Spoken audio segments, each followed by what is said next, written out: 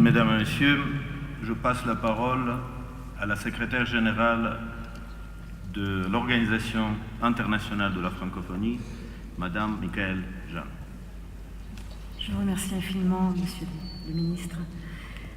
Monsieur le Président de la République d'Arménie, Monsieur le ministre-président de la Fédération Wallonie-Bruxelles, Monsieur le Président de la conférence ministérielle, Monsieur le ministre des Affaires étrangères d'Arménie, Mesdames et Messieurs les ministres et chefs de délégation, Mesdames et Messieurs, je vous salue en vos grades et très nombreuses qualités.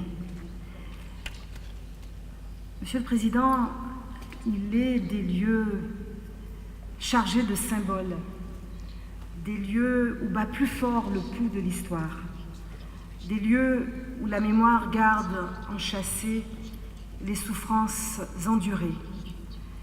L'Arménie est de ces lieux. Mais l'harmonie, c'est aussi le symbole du triomphe de la force, de la fierté et du courage d'un peuple qui a su renaître à lui-même et renaître au monde, et qui nous accueille aujourd'hui avec cette générosité, avec ce sens profond de l'engagement, cette volonté permanente d'aller de l'avant, qui ont toujours été sa marque en francophonie. Je tiens donc à vous remercier du fond du cœur, Monsieur le Président de la République, ainsi que le peuple arménien, pour votre accueil incomparable et pour tout ce que l'Arménie apporte à la francophonie. Excellences, Monsieur le Président, Mesdames et Messieurs les ministres, c'est la première fois que j'ai le plaisir de m'adresser à vous dans le cadre d'une conférence ministérielle depuis que les chefs d'État et de gouvernement m'ont fait l'honneur et le bonheur de m'élire à la tête de la francophonie. Je veux vous dire que les premières impressions ne trompent jamais. Le sentiment d'extrême richesse qui s'est imposé à moi après m'être immergé les premières semaines de mon mandat parmi les acteurs de la francophonie et au cœur des programmes ne s'est jamais démenti depuis. Oui, d'extrême richesse, car que de compétences rassemblées, que d'expertise dans nombre de domaines, mais aussi que d'énergie et de militantisme sans réserve au sein de l'Organisation internationale de la francophonie, de l'Assemblée parlementaire de la francophonie, de l'Agence universitaire de la francophonie, de l'Association internationale des maires francophones, de l'Université Senghor d'Alexandrie, de TV5 Monde, des conférences des ministres de l'Éducation, de la jeunesse et des sports, des États et gouvernements de la francophonie. La force, l'énergie, l'enthousiasme que j'en tire, eh bien je les dois aussi à celles et à ceux qui œuvrent avec la plus grande ferveur au sein de nos réseaux institutionnels et professionnels, au sein de nos réseaux de femmes et de jeunes, au sein des organisations non gouvernementales et de la société civile. Et je tiens systématiquement, au cours de mes déplacements, à aller à la rencontre de toutes ces forces vives, ces forces agissantes, ces forces citoyennes qui nous aident à mieux connaître, à mieux comprendre les réalités et les enjeux de terrain, et sans lesquels il n'y a pas de solution possible. Je pense tout particulièrement à ces centaines de femmes, d'hommes et de jeunes de grande volonté que j'ai depuis janvier rencontrés et écoutés en Guinée, au Cameroun, au Mali, au Gabon, au Canada, au Québec, au Nouveau-Brunswick, en Fédération Wallonie-Bruxelles et voilà quelques jours au Sénégal. Oui, que de volonté, que d'ingéniosité, que de créativité, que de courage aussi et de dignité face parfois à des conditions de vie précaires. Eh bien, je leur dois ma détermination à faire que la francophonie puisse, comme toutes et tous le souhaitent, tracer des voies nouvelles, ouvrir des perspectives nouvelles, mettre en œuvre des solutions nouvelles dans un contexte international, disons-le, de toutes les turbulences, de toutes les menaces et de tous les défis. Et nous voyons chaque jour la francophonie, de par la diversité, de par la disparité de son espace, nous la voyons, cette francophonie résolument au cœur de tous les grands enjeux internationaux et de toutes ces urgences du monde. On attend beaucoup d'elle dans ce contexte.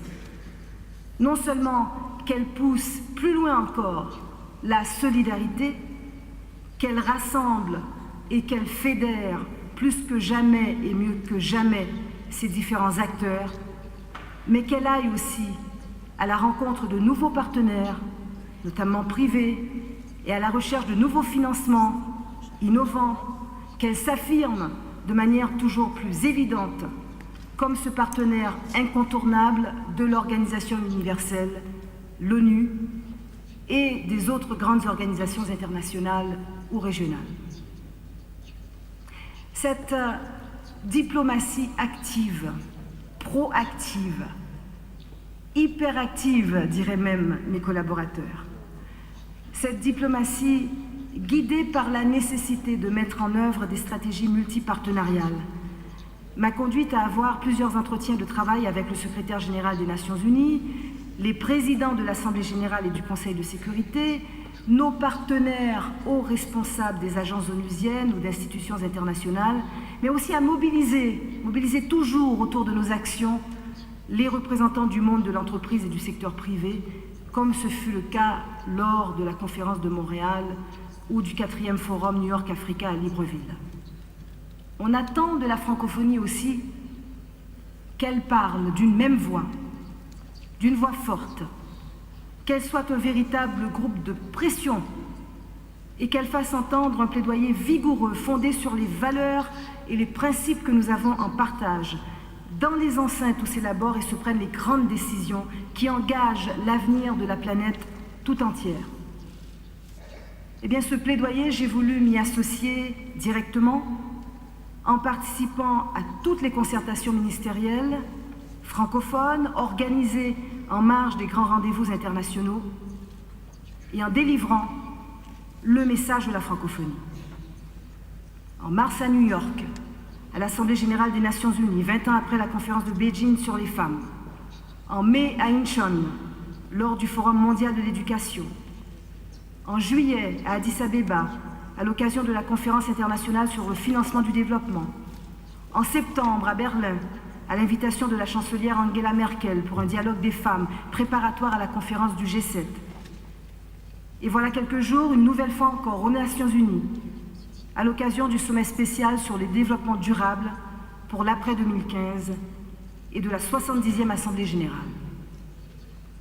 Nous restons et nous resterons bien sûr mobilisés jusqu'au bout à travers notre Institut de la francophonie pour le développement durable, pour qu'un accord ambitieux et satisfaisant pour tous soit atteint dans quelques semaines à Paris lors de la CDP 21 sur le changement climatique.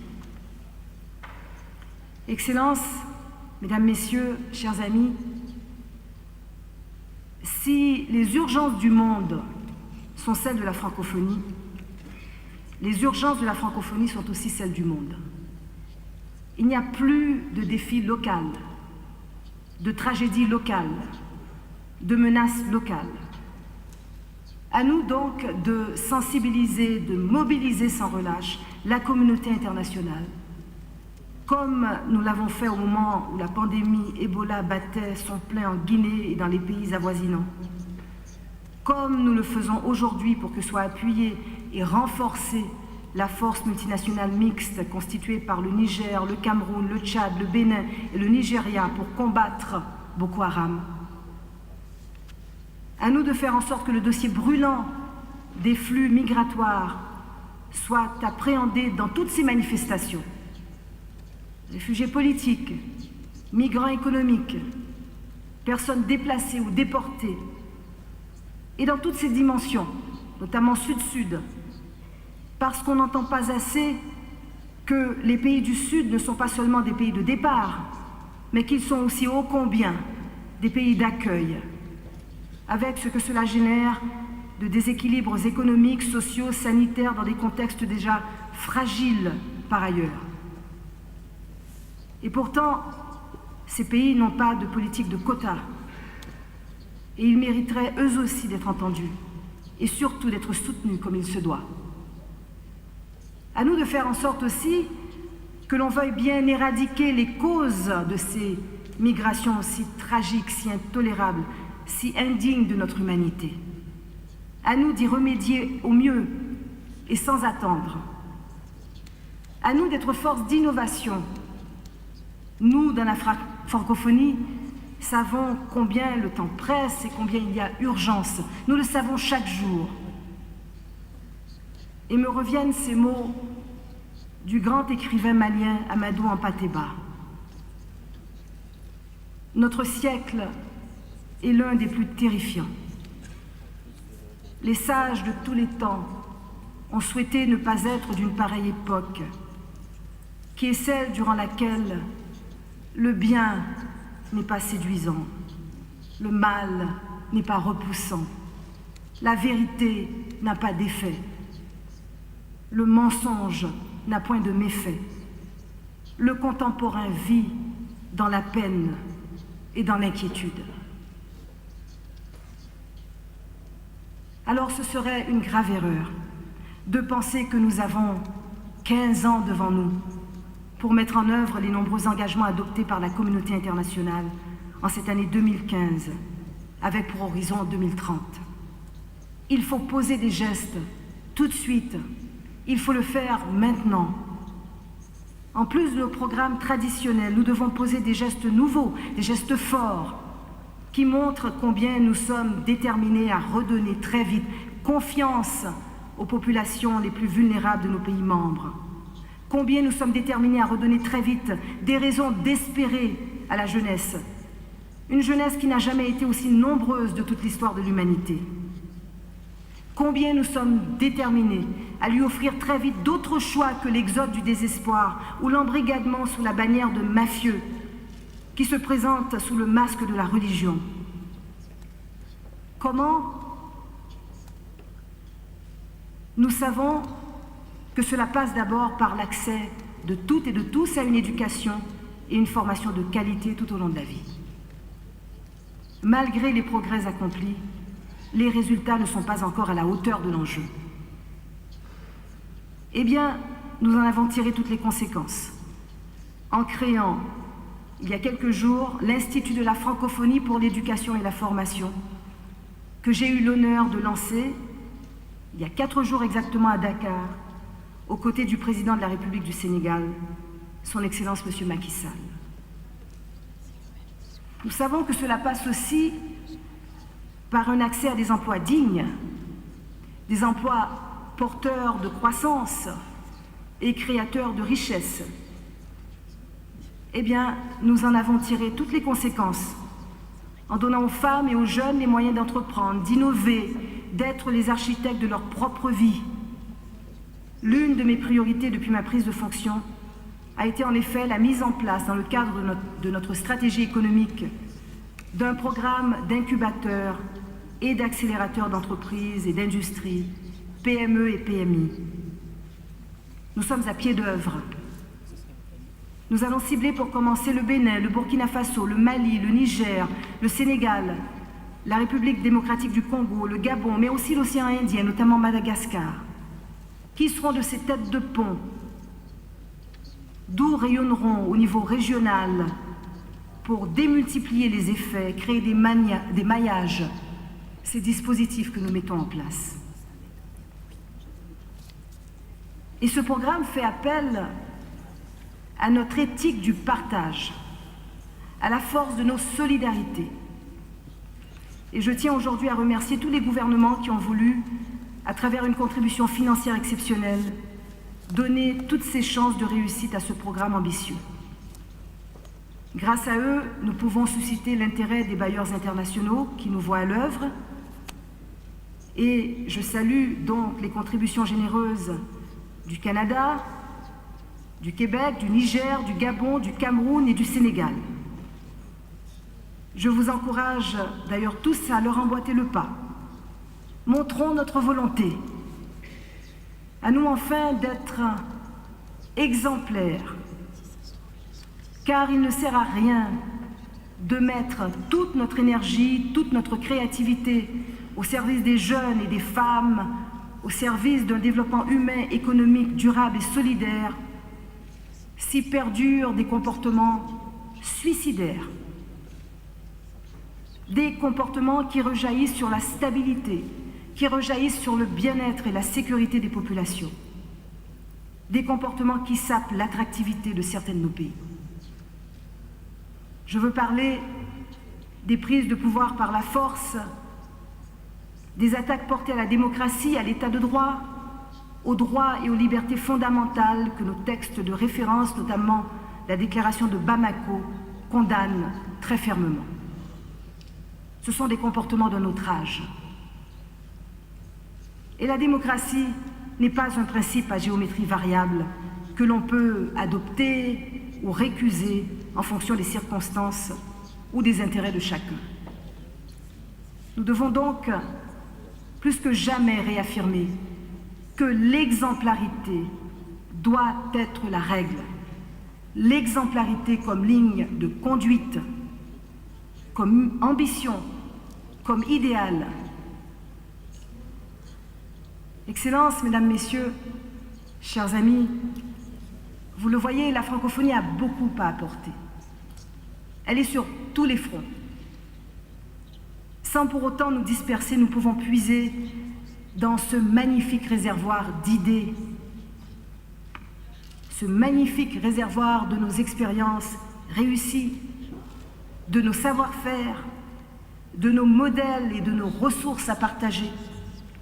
Combien de solutions à portée de main dans l'espace francophone? Combien de solutions en marche dans tous nos pays?